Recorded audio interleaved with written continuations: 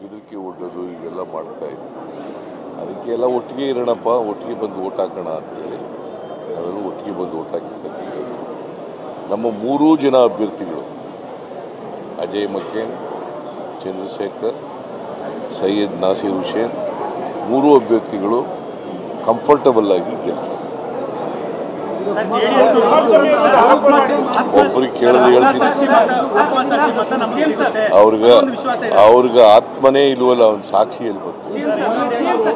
JDSನವ್ರಿಗೆ ಆತ್ಮಸಾಕ್ಷಿ ಅನ್ನೋದು ಎಲ್ಲಿದೆ? ಅವರು ಆತ್ಮನೇ ಇಲ್ಲ.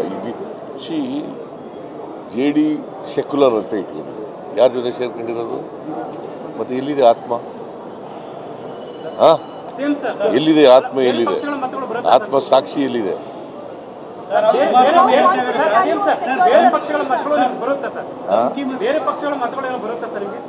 ಬರ್ಬೋದು, ಯಾಕಂದ್ರೆ ನಮ್ಮ ಸರ್ಕಾರದ ಬಗ್ಗೆ ಒಳ್ಳೆ ಅಭಿಪ್ರಾಯ ಇರೋರು ಓಟ್ ಹಾಕಿ.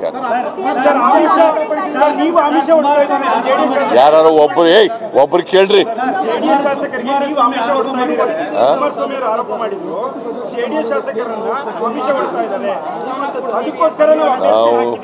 ನಾವು ಯಾವತ್ತೂ ಕೂಡ ನಮಗೆ ಸಫಿಷಿಯೆಂಟ್ ಓಟ್ ಇರುವಾಗ ಆಸೆ ಆಮಿಷ ಓಡಿಸ್ತಕ್ಕಂಥ ಪ್ರಮೇಯ ಎಲ್ಲಿ ಬರ್ತದೆ? ಈಗ ನಮಗೆ 135 + 1 136 ಓಟ್ ಇದೆ. ಆಮೇಲೆ ಇಂಡಿಪೆಂಡೆಂಟ್ಸ್ ಲತಾ ಪ್ರಕಾಶ್, ಮಲ್ಲಿಕಾರ್ಜುನ, ಆಮೇಲೆ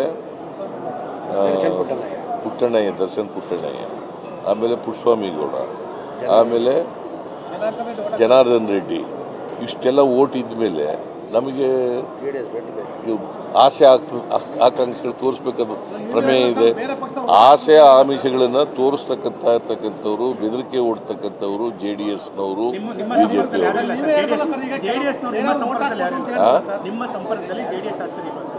ಇಲ್ಲಿ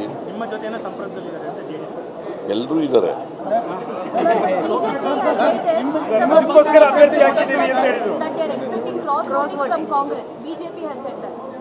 BJP has said that they're expecting cross voting from Congress party. All BJP MLAs have said that because they are saying that there are a lot of MLAs who are disappointed. Let them keep their MLAs intact. Let them keep their MLAs intact. The cross voting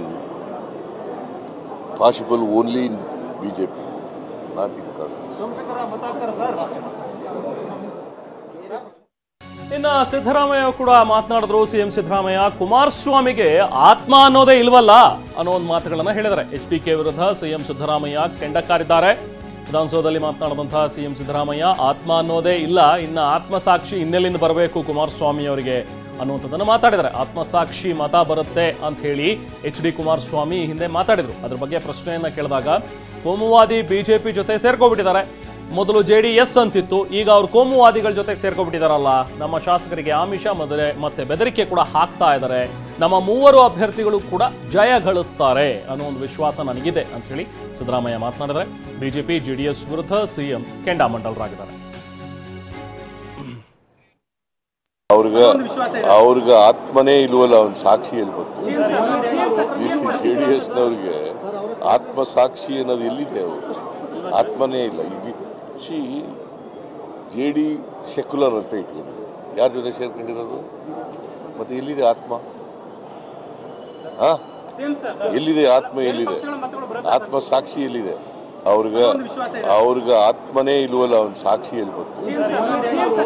JDSನವ್ರಿಗೆ ಆತ್ಮಸಾಕ್ಷಿ ಅನ್ನೋದು ಎಲ್ಲಿದೆ? ಅವರು ಆತ್ಮನೇ ಇಲ್ಲ.